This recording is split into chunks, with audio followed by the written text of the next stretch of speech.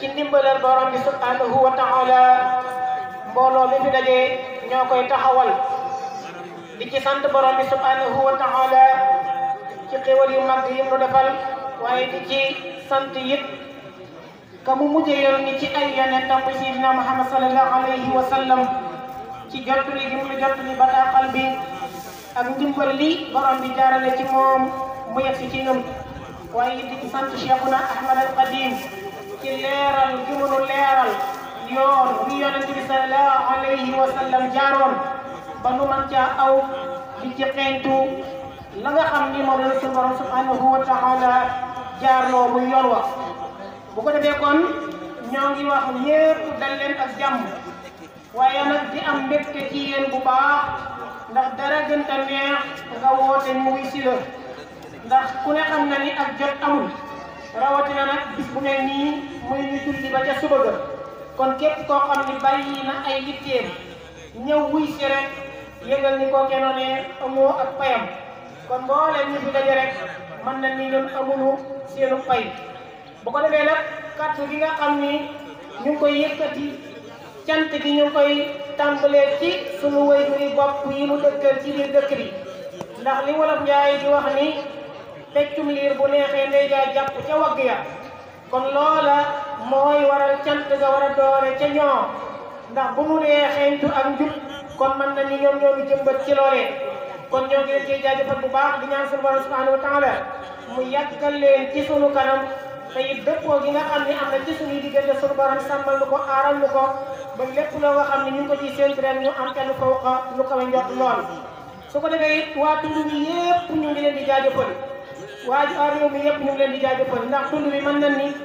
kenn ku nekk bàyyi nga say yitte ñëw te lenn yëkkatiwu la lu dul woote bi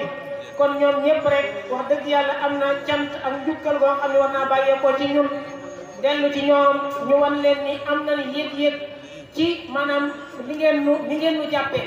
kon nag loola tawfeex bu mag a mag la su ko defee nag bis bi ni mu ko daa defee rek xam naa mel na ni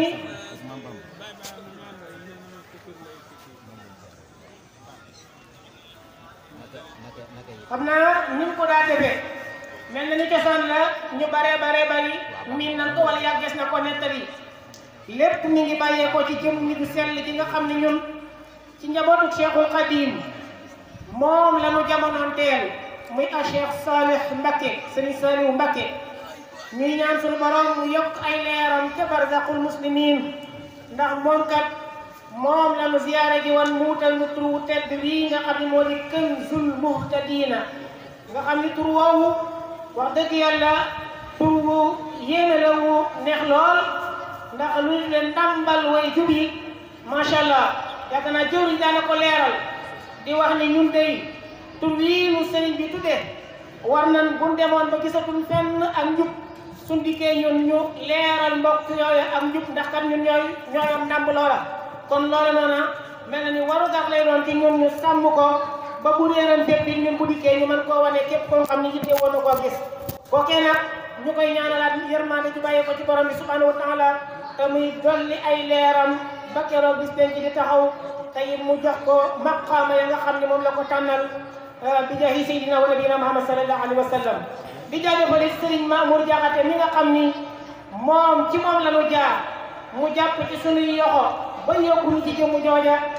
daal di nuy tànnal moom it wax dëgg yàlla waxtaan ak ñun waxtaan yoo nga xam ni ragal naa ni bisub keroog boobee ba nga fa bàyyeekoo maanaam discours yi bari na lool waaye nag fala ñu bari jëlee xaalu maanaam daal fas yéene tënku ci lépp loo nga xam ni borom bi subhanahu wa ta'ala digle na ko waaye tënku ci lépp loo nga xam ni mi ngi bàyyi ko sallallahu alayhi wa sallam jaar ci Cheikhul Khadim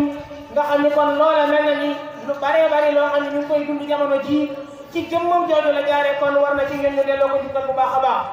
di jaajëfal bu baax a baax kilifa yi nga xam ne ñoo ngi fii daje ñii di ay sëriñ ay maara ñii di ay ustaas ñii di ay imam ñii di ay wayjur yépp daraja yooyu yépp daal di ciy daje macha allah ñoom ñëpp rek ñu leen wax ni am nañ yëg-yëg ci jàpp gi ngeen mu jàpp di ñaan borom bi subhanahu wa ta'ala mu guddal seen ay fan wéral seen ay cër dolli seen i xéewal ba lépp lu ngeen yéene ci toolu l'islam bi rek ngeen mën koo matale ndax xam nañ ci seen yéene bu baax a baax su ko defee kon mel na ni ci nin daa ubbee jotaay bi muy alquranul karim mel na ni ren am nañ ci lu tolloog juróom benn fukki kaamil ak juróom-ñaar yoo nga xam ni ñaar fukk yi ak ñett ci jotaay bii nu toog lañ ko jànge yeneen yi li ko mott li muy ñeent fukk ak ñeenti ñoo ngi ko jàng ci xaaj bu mujj ci koor gi nga xam ni ca lañ ko tàmbali di ko waajale mbokk yi di ci jaayante ay kaamil di ko jàng te lépp nag ñu jiital ci maanaam yéene ja mooy sunu borom sukkandiku ci kaamil yooyu nu jàng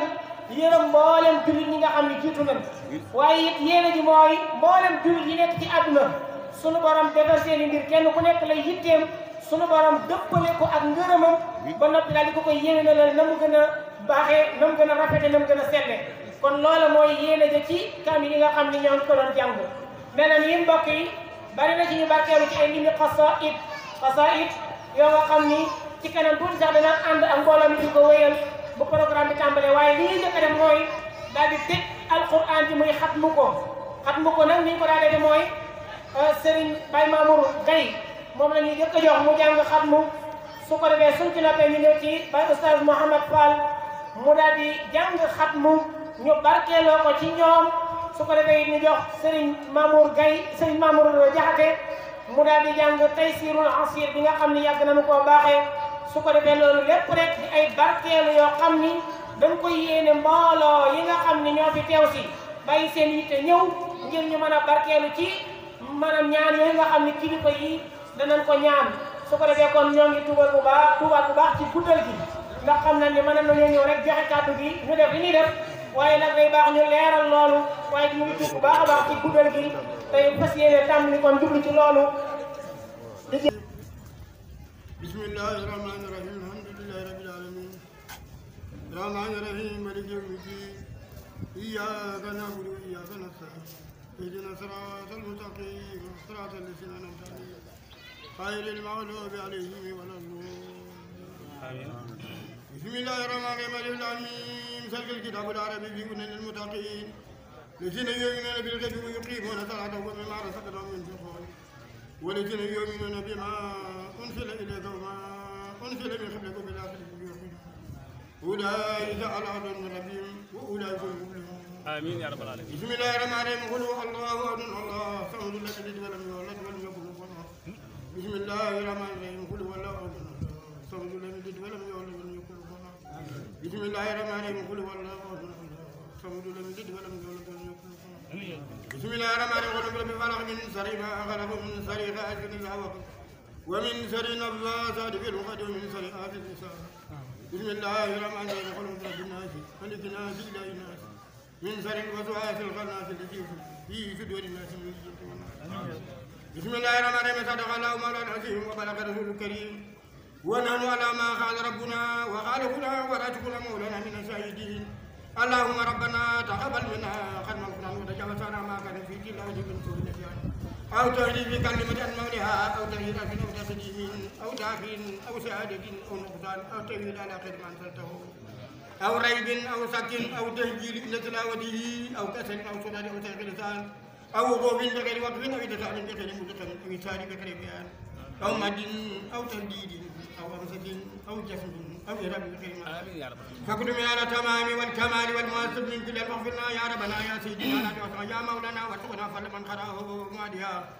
أخاه ما الأهلاء والقلب واللسان وهب لنا به خير وسعادة والبساط والأمان ولا تقدم لنا بالسر وسخاوة ولا لا والطغيان ونجنا قلبنا يا أنه من خلفة والكسل آمين أمنا من عذاب القبر من سوء الممكن والنكر من كل جيدان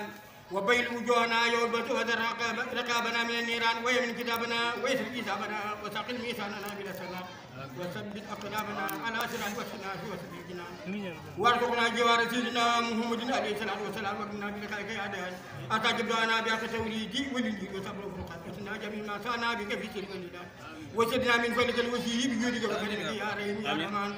اللهم صل على سيدنا محمد صاحب الشريعة والقرآن كرمك يا رحمن الراحمين اللهم انفعنا وارفعنا بالقران العظيم وبارك لنا بالهدي والذكر الحكيم وتقبل منا انك انت السميع العليم وتب علينا انك انت التواب الرحيم اللهم سينا بزينة القران واكرمنا بكرامه القران والبسنا بخلة القران وافنا من كل بلاء الدنيا واصحاب الاخره بروة القران وادخلنا جنة مع القران وارحم جميع امه سيدنا محمد باقي القران اللهم اجعل القران لنا في الدنيا خيرا والوقت به مونسا وفي القيامه السابقين وعلى صراط نورا والى الجنه رفيقا وبيننا وبين النار سترا واجابا والى الخير كلها دليلا واماما بفضلك وجودك وكرمك يا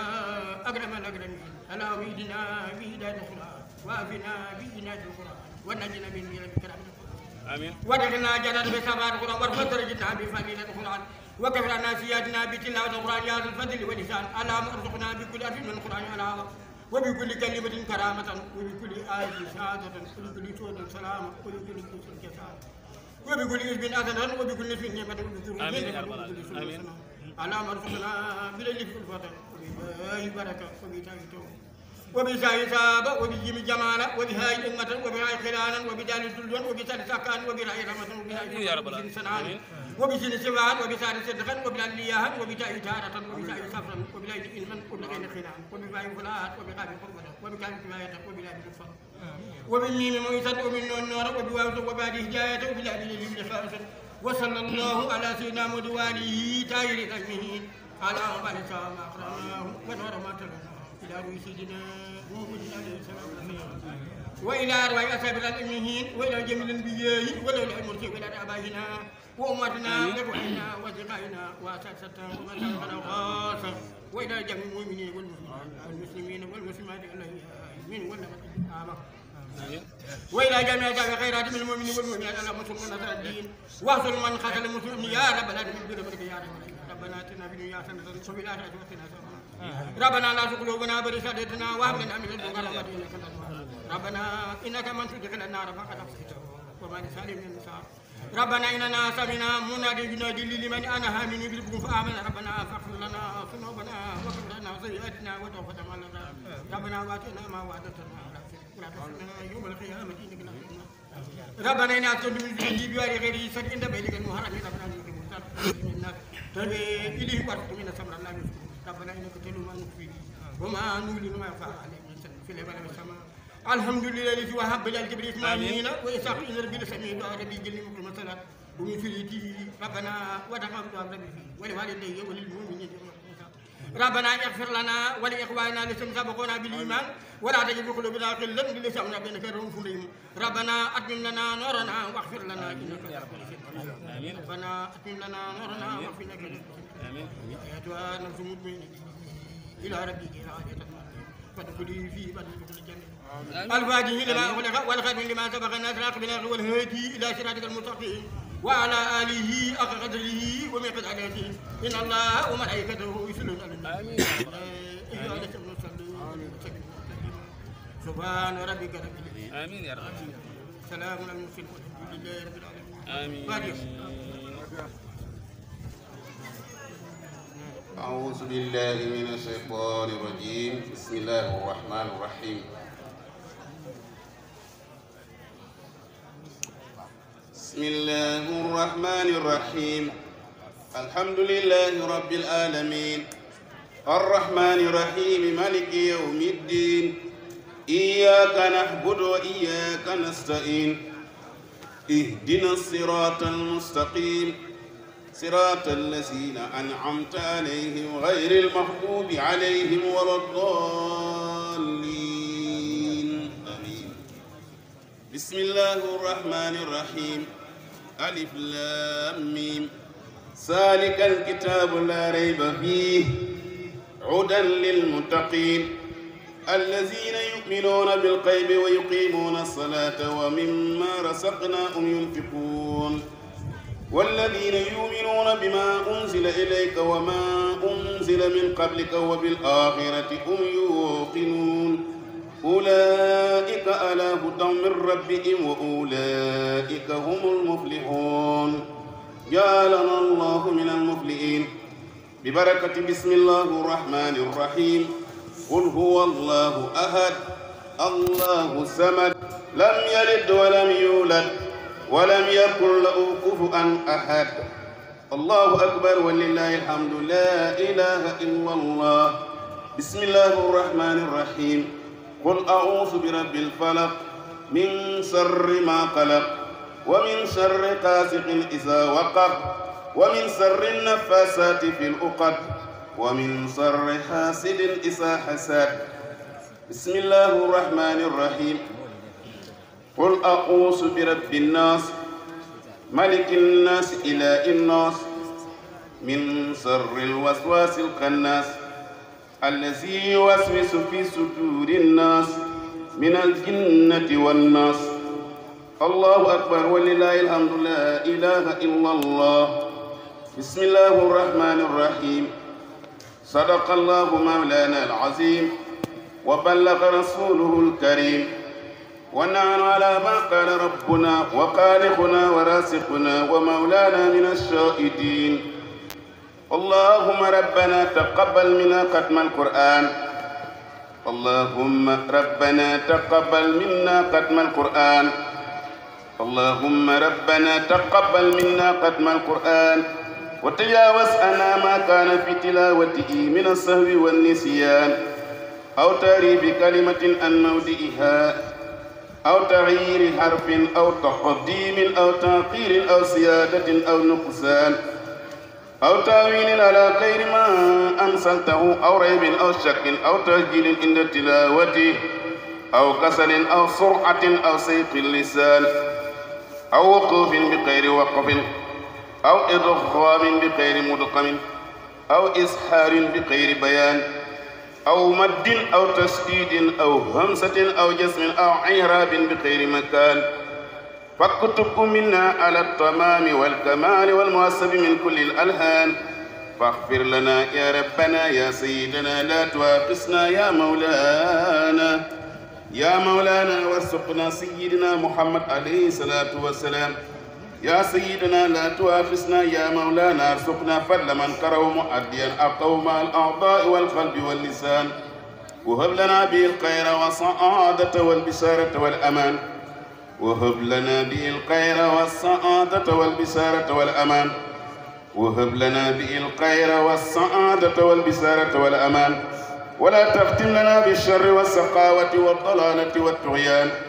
ونبينا قبل المنايا عن نوم القبلة والكسلان. أمنا من أصحاب القبر أمنا من أصحاب القبر أمنا من أصحاب القبر ومن سؤال منكر ونكير ومن أكل الديدان وبين وجوهنا يوم البعث واتق رقابنا من النيران ويمن كتابنا ويسر حسابنا وثقل ميزاننا بالحسنات وثبت أقدامنا على الصراط واسكننا في وسط الجنان وارزقنا جوار سيدنا محمد عليه الصلاة والسلام وأكرمنا بلقائك يا الديان وأكرمنا بلقائك يا الديان وأكرمنا بلقائك يا الديان. استجب دعاءنا بحق التوراة والإنجيل والزبور والفرقان. أعطنا جميع ما سألناك به في السر والإعلان وزدنا من فضلك الواسع بجودك وكرمك يا رحيم يا رحمن. اللهم صل على سيدنا محمد صاحب الشريعة والبرهان برحمتك يا أرحم الراحمين. اللهم انفعنا وارفعنا بالقرآن العظيم وبارك لنا بالآيات والذكر الحكيم وتقبل منا إنك أنت السميع العليم وتب علينا إنك أنت التواب الرحيم. اللهم سينا بسينة القرآن وأكرمنا بكرامة القرآن وألبسنا بخلقة القرآن وآفنا من كل بلاء الدنيا وأصحاب الآخرة بحرمة القرآن وادخلنا الجنة مع القرآن وارحم جميع أمة سيدنا محمد صلى الله عليه وسلم بحرمة القرآن. اللهم ارزقنا بالألف ألفة وبالباء بركة وبالتاء توبة وبساء ثوابا وبالجيم جمالا وبالحاء حكمة وبالخاء قلانا وبالدال دنوة وبالزال سكاء وبالراء رحمة وبالساء سلفة وبالسين سناء وبالشين شفاء وبالصاد صدقا وبالداد ضياء وبالتاء طهارة وبالزاء صفراء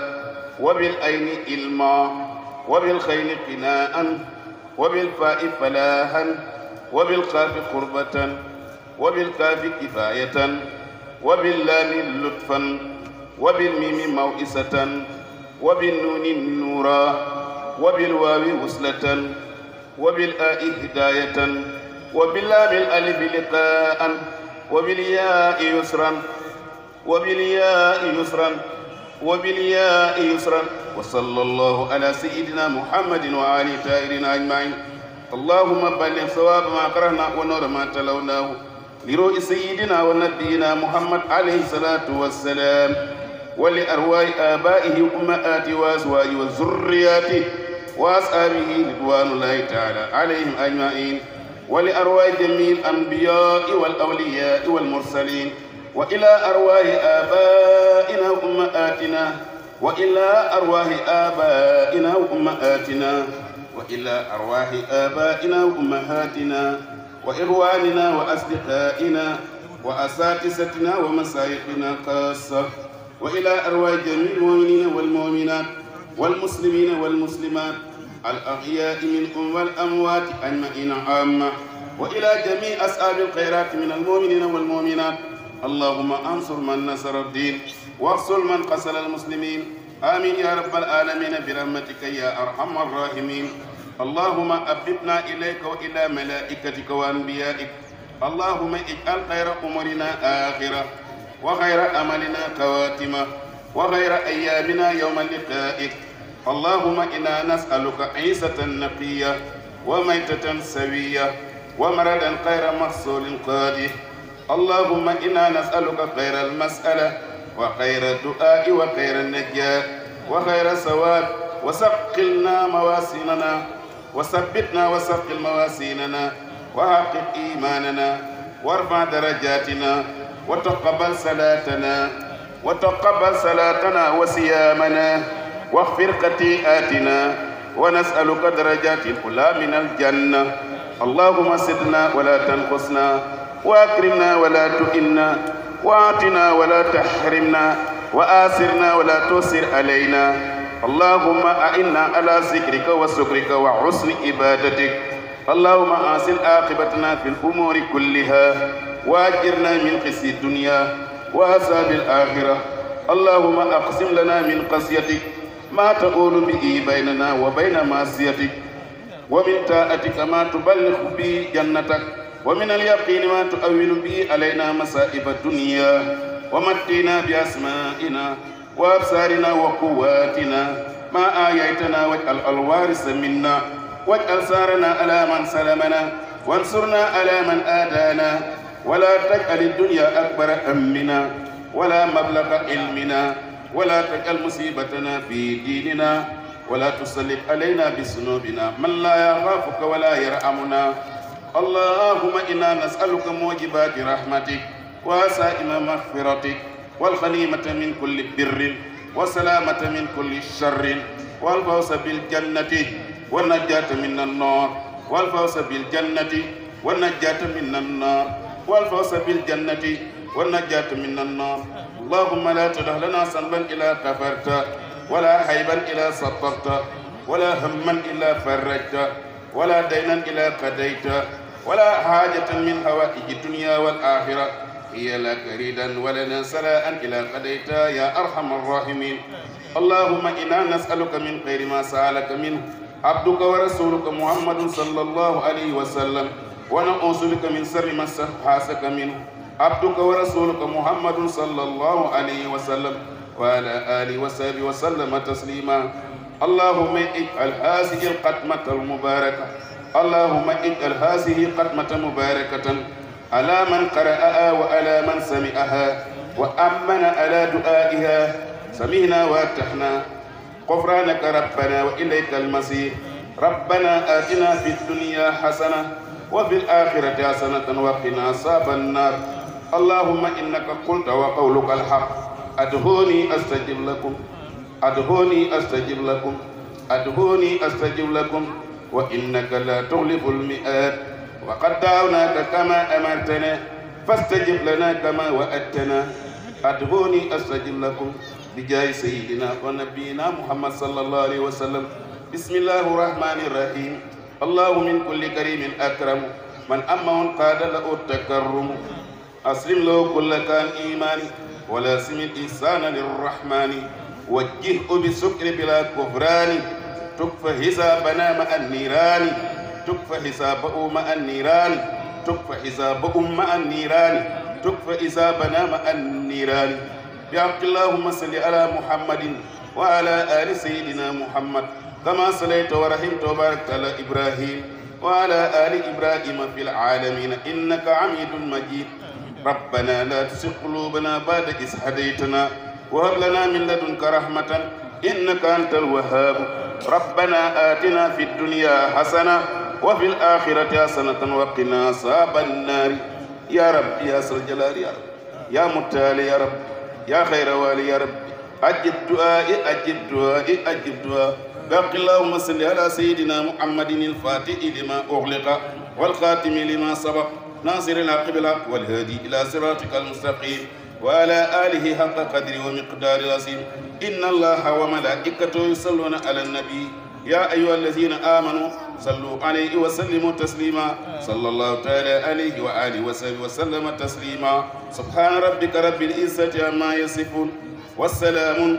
في الدنيا وسلام في الآخرة وسلام في البرزخ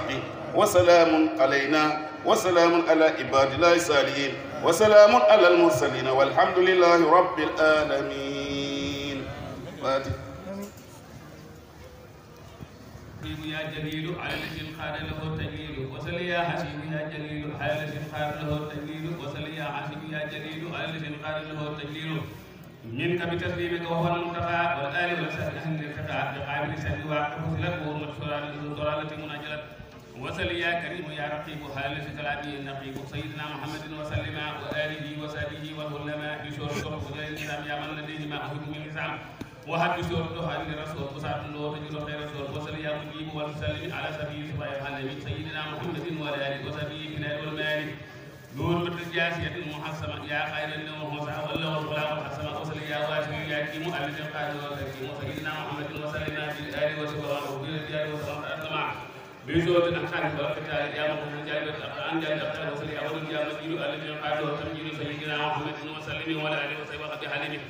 بحرمة الفتح وعقد الحجرات يا مغني عن بحرمة الفتح وعقد الحجرات يا مغني عن ألم وسكر. وصل يا باهي بتقديم ألم وصحبه المألوف سيدنا محمد وعلى آله وصحبه والمغير والمالك بحرمة المجيد بحرمة المجيد وجرحت التي يا تقر خير خط. وصل يا صحيح بسلام التي تمدو أقلام سيدنا محمد وعلى آله وصحبه والمالك وقت إلى الماهي إلى قساريا خير قسارة تنهنامية. وصل يا حق بحق الدور الذي قد جاء المصدور. وصل يا حق بحق الدور الذي قد جاء المصدور. وصل يا حق بحق الدور الذي قد جاء المصدور. سيدنا محمد وسلم والآل والأساس في قلبي وجسدي وكلكلي من كل ما لم تقله لي وهي أهل سلمى. وصل يا وكيل بالسلام الذي تبلل أقلامي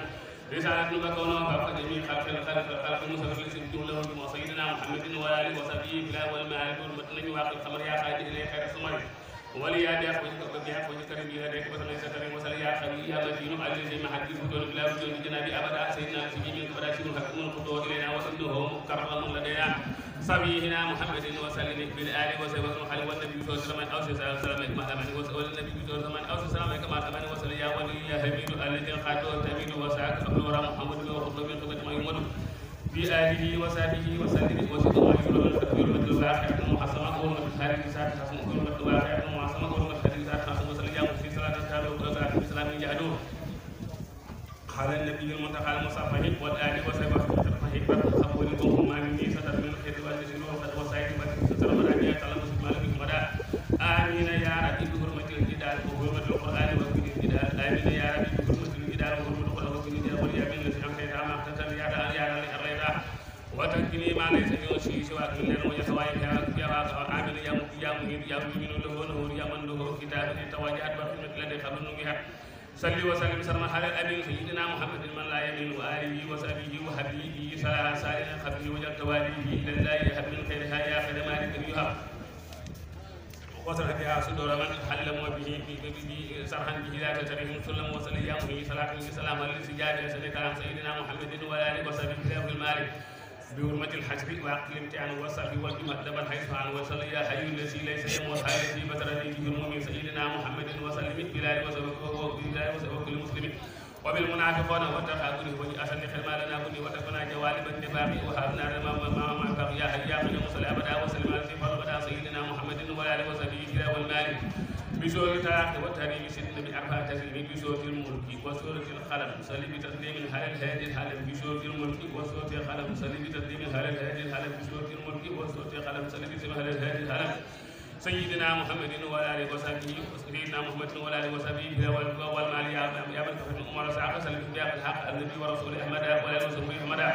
يا خالد احسن المخارج صلى على سوره المهارج سيدنا محمد مع صلاه الدار والاسى وكلمات بحق النوح وبحق الجن سلم على سلمان بحق النوح وبحق الجن سلم على سلمان سيدنا محمد وعلى اله وصحبه بلا والمالك واحد يا صمد انت الواجد الخارج مقتدى كما يصلح على المسافر المدشر بحرمه المسافر المدشر صلح على المسافر المدشر بحرمه المسافر المدشر وسلم عليه في اله وفي اصحابه في لسان وصوص ما يجب وتكون قد انما لو سيد احمد ربي وكان صلاه من اهل المقدم عن صلاه المقدم سيدنا محمد وعلى اله وصحبه في اله في المال الاول يا اخر يا مؤخر كونك لبلا ادب بسلم على سيدنا محمد حبيبنا مرسلنا واله وصحبه في اله المال يا مقدم هاري سائر يا باب سلام وسلم عليه فرمدا سيدنا محمد وعلى اله وصحبه في اله المال بصوت القيامه المحسمه وصوت انسان ذات حسن والمرسلات وبياق النبي وناسيات وآل النبي يا من لخير لك فوهب سلم بسم المتحب النبي المتحرم المتحرم ومن خير والمتحير وخذه بصوت التكبير وإن شيطان في آل وسجود عن جدين بكم يسون يا بر يا تواب أنت الوالي والمتعالي مسلم والي يا بر يا تواب أنت الوالي والمتعالي مسلم والي سلم على خير ولا ينبغي قلب سواه نورا وآله وصحبه وخذه بصوت المتحفين سونه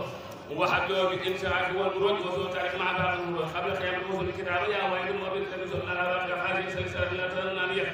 مع سلام الدائم المتصل أن المتقى المباشر سيدنا محمد وعلى آله وصحبه الجلال والمال والكبير يا ربنا لم ترى قبل جئتنا بفعل بصوت الفجر وصوت بلد وشمس وليل ومطلب بصوت الفجر وصوت بلد وشمس وليل ومطلب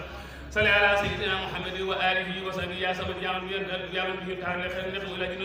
جنان يا منتقم صلى وسلم وبارك سمد على سيدنا محمد وآله وصحبه وبالرهاب جددا من حجه مطلها بالشرع والدين وزود خلق صلى على فاتي ما قبل خلق سيدنا محمد وسلم والآل والأصحاب وسلم خلمين حفو يا رب صلى أبدا وسلم على سبق بدا سيدنا محمد والآل وصحبه فيها والمالك بصوت الخدر وعقل بين صلى على نبي هداه بين سيدنا محمد والآل وصحبه فيها والمالك يا مالك الملك بحق السلسلة صلى على من يخال نصر بلا تسلسل ولا جور ولا سلم وقد كفيت قولا سيدنا محمد وعلى اله وصحبه في والمال يا رب صل على الاسلام سلم على النبي شيخ مساء احمد وعلى وصحبه مدد الهادي وباخر الخارج صلى على سبق المسارع بالهاديات وباخر الخارج صلى على سبق والمسارع سيدنا محمد يا مقصد ولا وصحبه اقصد جانه يا خلي انت المغني صلى على المستغني بك بآله وصحبه الكرام وخذوا بنفس ساقر وبالتكاثر وحق الحسن صلى الله عليه وسلم بالنصر به بخير آفة ولا قدر وسلم عليه مجري القدر بآله وصحبه يا ماله يا خير ما أرله هدن زانه يا من له اسم فاهز من الضرر وقد كفيتني أصله والخرس سلم بياخذ مصر من كبانها ولفظ المطر على النبي محمد وعلى آله وصحبه بلا والمال يا مطيع النور بلا أخوة سلم بياخذ على النبي ورسول أحمد ولا وسلم محمد بأق مع سلف في قريش من دور سلح على القريشي سيدنا محمد وسلم والآل وسلم كل سلم كل ما يسوء أو يلر الرحمن يا رحيم أنت البر يا نور يا نافع أنت الهادي يا مهي من قبسان يالي